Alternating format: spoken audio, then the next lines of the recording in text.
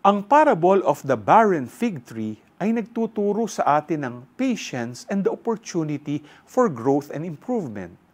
Ang may-ari ng vineyard ay gusto nang putulin ang unfruitful tree. But the gardener asked for more time to nurture it.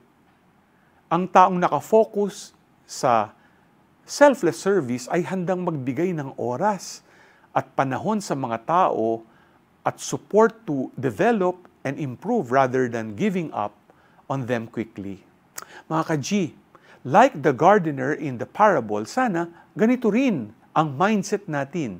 Magbigay ng oras at pangalawang pagkakataon sa mga taong hindi na namumunga sa kanilang buhay.